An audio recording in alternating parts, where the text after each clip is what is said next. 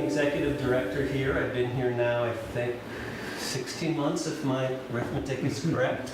So still relatively new, but these are always fun events for us. And we thank John for coming here and sharing his creativity and his portraits with us. And I'm sure you're all interested to hear what he has to say. I will let Mila introduce him. But please stick around tonight, 5 to 7. We are opening not only this exhibit, but 3 exhibits downstairs, solo shows, and we still have the International Chinese show in our members gallery, Ting Zhou. So Mila Pinnigan, our exhibition manager, who so ably puts these shows together, will introduce John. Thank you.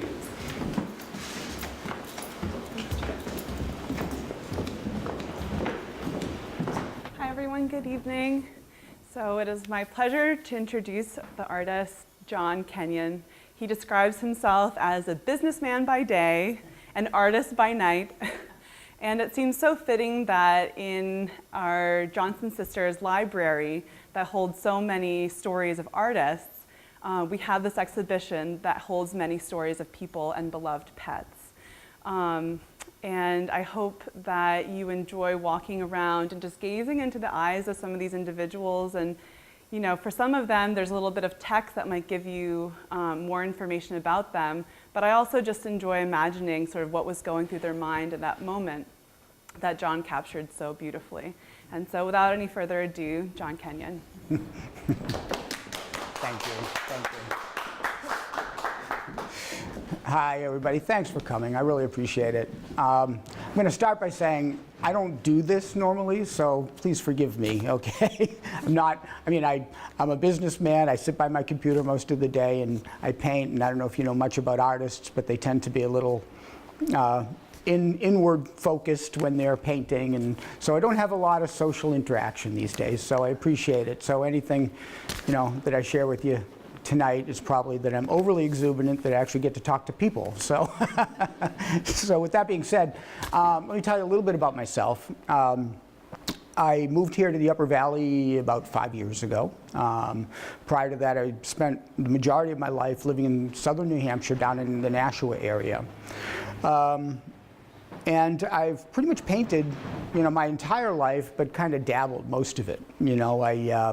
I went to college, took a couple art classes, spent most of my adult life raising children, and every once in a while would sneak away and try to do a little painting. And I don't know if anybody have had that experience when you got kids in the house. If you're trying to be creative, being creative is a very challenging thing to do, and raise children. So what I would find I would do as an artist is you set all up and you get going on your painting, and then all of a sudden it's soccer practice, so you got to break everything down again, and you lose your creative juices, and then what happens? You really stumble through probably 20 years of painting. I kind of slowly slogged my way through, and as a result, I wasn't super thrilled with the result.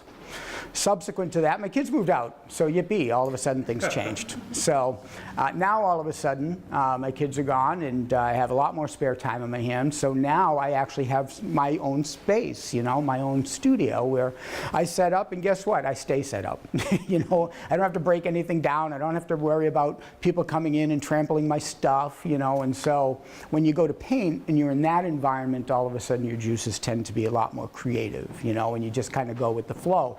So as a result, over the past couple of years, I probably seriously started back painting maybe 2.5 years ago.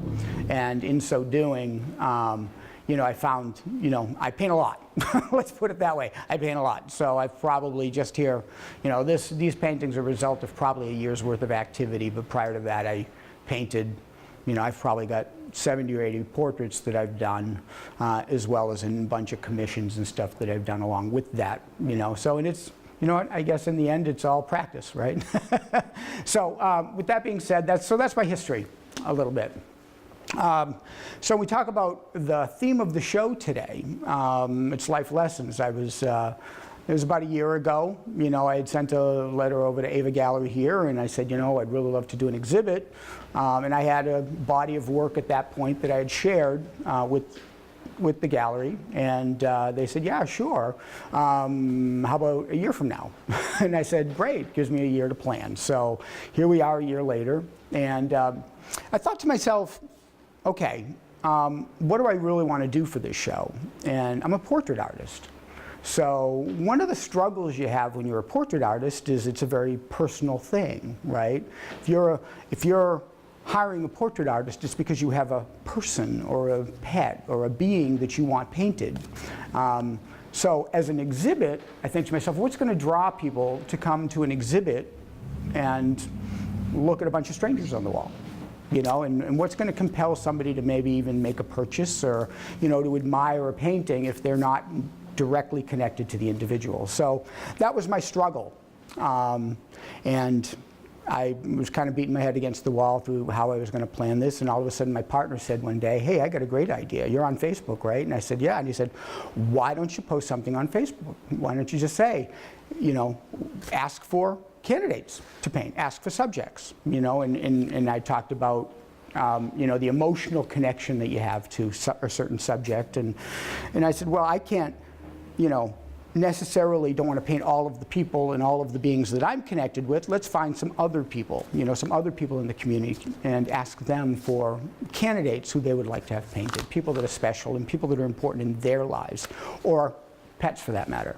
You know, who are those people that really impacted you? Who are those people that influenced you and, you know, I guess impacted your, you know, influenced your life. And so I got a bunch of emails from a bunch of people with little stories. And if you notice, you'll go around in all these little blue cards, there are all these little stories associated with each one of these paintings, you know, and it's people that are connected to someone else that has made a massive influence in their life, you know. Or in certain instances, you know, we're you know, featuring the White River Animal Rescue. You know, they do amazing work, and it's all volunteer work, and we are the direct beneficiaries of animals that have been rescued, you know, and so the work that they do is selfless and it's amazing, and we felt it was important with this particular environment to honor them as well. So that's kind of how we got here.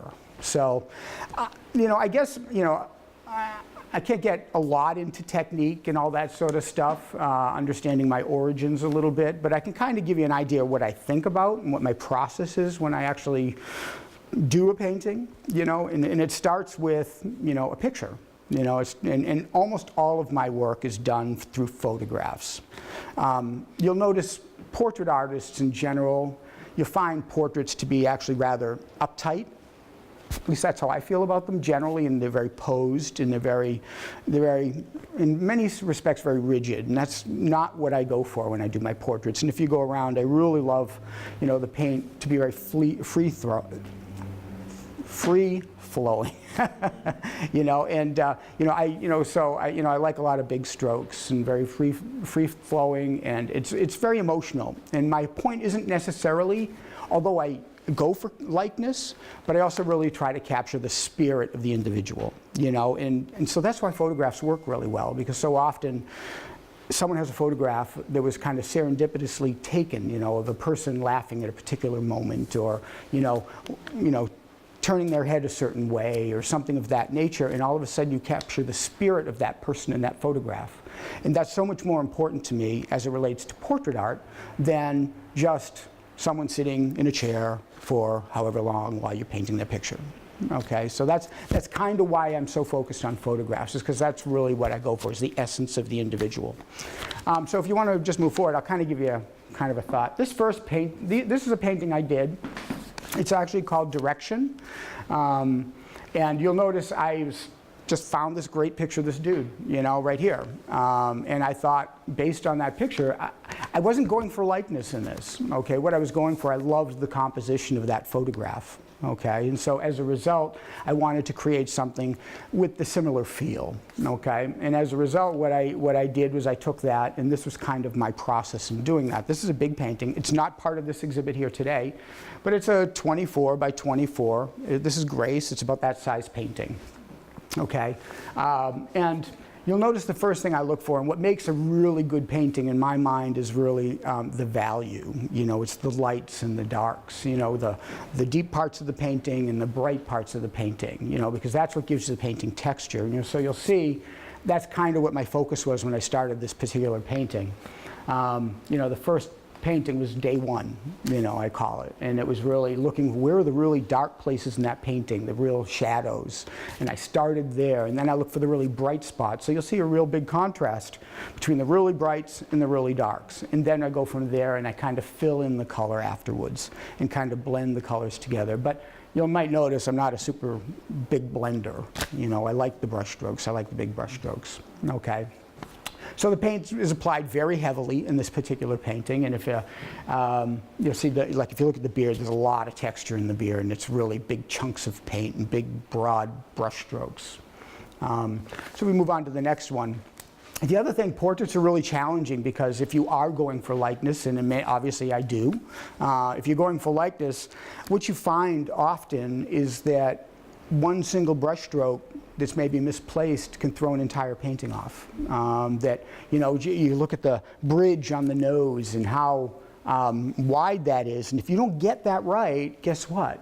It doesn't look like the person, you know? So if you want to hit the next slide, or actually next two, just kind of give you an idea. So when I look at likeness, you know, I really do kind of measure, like the insides of the eyes right here. Where do the eye? How much space is between there? That's really important. And if you don't get it right, it doesn't look like the person. Same thing with the width of the nose versus the mouth. So this, I actually started the painting as a sketch, and I sketched directly with the paint. I used raw umber, I thinned it down with, turpenoid and just painted it that way, you know, and I didn't do a lot of sketching in advance. I just kind of like let it be, again, real free flowing. I'm having a really hard time with that word for some reason. I have to admit, I got braces not too long ago and I haven't quite mastered them yet. So, and by the way, you're in the splash zone. I don't know if you realize that. So once I got the sketch, you know, and I thought that the likeness was reasonable, I then, similar to the first painting, I kind of looked for the lights and the darks and the hues. Where's the warm parts of the painting? Where are the cool parts of the painting?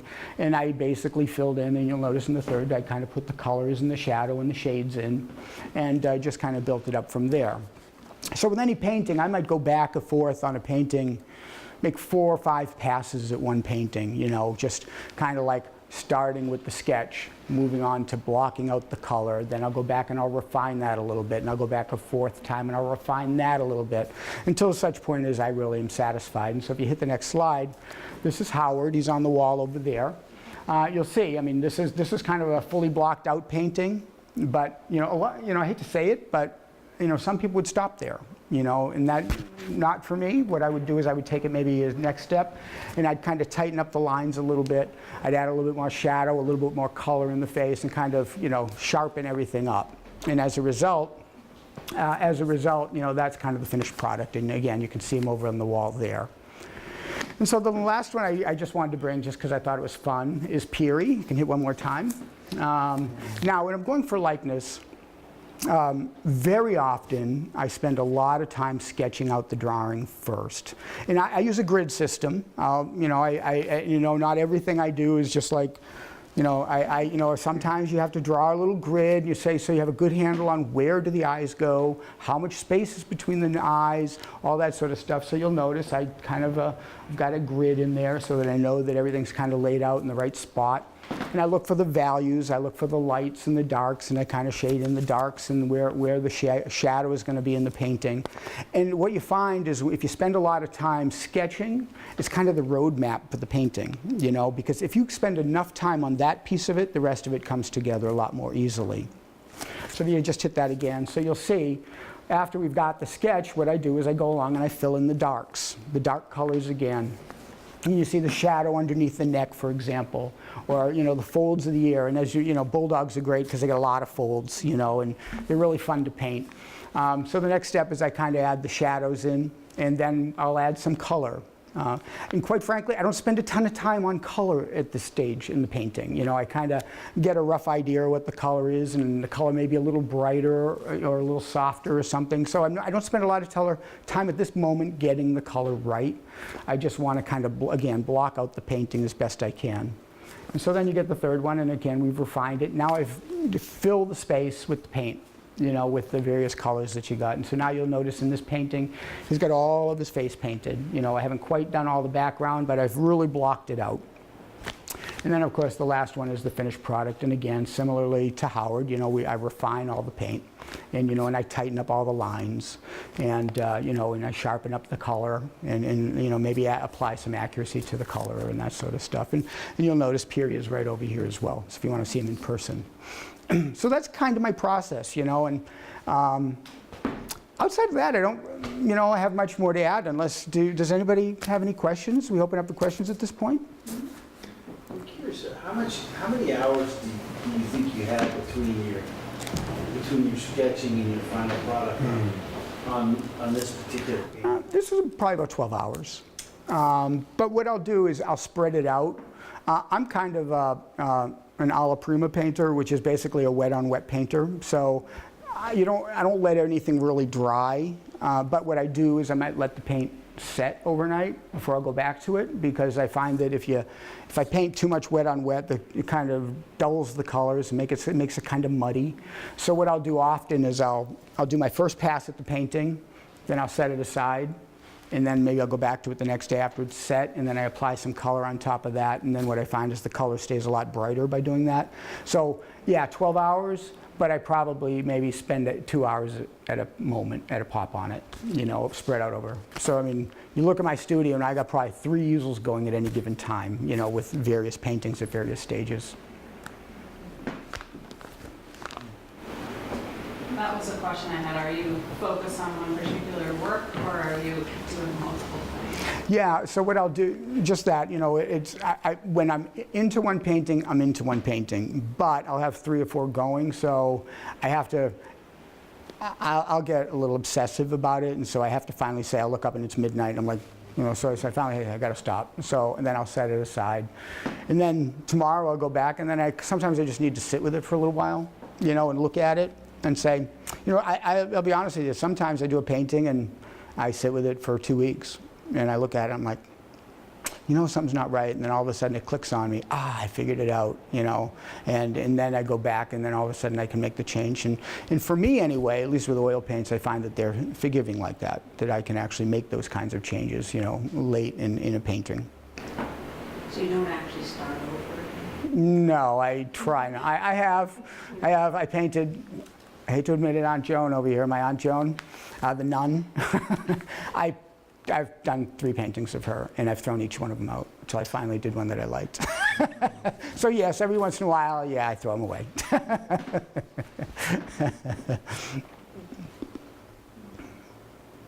Any other questions? How long have you been painting? Well, my whole life I've been painting. I mean, I started as a kid. I was a big doodler, you know, so I loved cartoon characters, and really what I love is the face. I just love the human face, and so I spent all of my time, if you looked at any of my doodles, even as a young adult, they were all the human face, you know, doing various expressions and that sort of stuff. And so as an adult, when I was raising kids, I continued to paint, but it was very sporadic, and I really seriously started painting again probably about 2.5 years ago. Did you take an anatomy class? Because you really got the muscles and the, just amazing. No, but I have someone in my life that yells at me and says I should take an anatomy class. Only because, so yeah, but I mean, yes, I have never taken an anatomy. I do have several anatomy books that I refer to on occasion, so. One more question. If it's not a commission, what makes you decide on smaller versus larger, like the size of your canvas? Here are my challenges, and because I work off photographs and I do mostly commissions, what often happens is someone will say, will you paint my best friend, and then they'll send me a photograph, and it was an iPhone photo that is just like, oh, geez, and to try to work with that could be really challenging, Obviously, a high def, lot of contrast photographs are the best things to work off of, but unfortunately, you don't always have that, or you'll find a painting that's really good except for one thing, the guy's got sunglasses on, so sometimes those happen, and so very often when I do a commission, I ask for multiple photographs of the same subject, and sometimes I have to piece it together a little bit, and very often, particularly if I'm not super pleased with the quality of photograph, that all plays into the decision that I make as far as the size of the painting, or how I crop the painting, or something like that. So, the large brush strokes, I love the large brush strokes. Did you always do that? Did you just develop that over time? What's the difference between your earliest paintings to now in terms of? Well, my earliest paintings, quite frankly, I spent way too much time on detail too early in the painting. I was so busy trying to get the finest details right, and then what happens is you're never happy with that, because until you get all the undercoating and the layers correct, I really try hard not to focus on detail, and I don't really start to focus on the detail until near the end. But sometimes, in the case of Roger, that painting came together really quickly for me, and I love there's big brush strokes in it, and it just sometimes that's how I want to leave it, and that's one of the cases there. Have you always used oil? Or do you use other mediums? I used acrylics for a while, but I found them unsatisfying. What I love about oil is I love that it's very sculptural, and the big deep brush strokes, and you can pile the paint on, and actually, especially if you're doing somebody who's got a lot of wrinkles, for example, and you plow the paint on there, and it kind of gives you. It's just a really cool way to do face and dimension and that sort of stuff. So that's what I love about oils, is that you can do that with oils. I don't like the fact that I don't like that it dries quickly in acrylics, for example. And watercolor, I haven't done a lot of them, and I'm sure someone will disagree with me, but I've always found it hard to get those really rich colors with watercolor, So that's why I've always gravitated towards the oils. Great. Well, thank you so much, John. All right. Well, thank you very much. I appreciate you coming. There's really huge support for me. Thank you.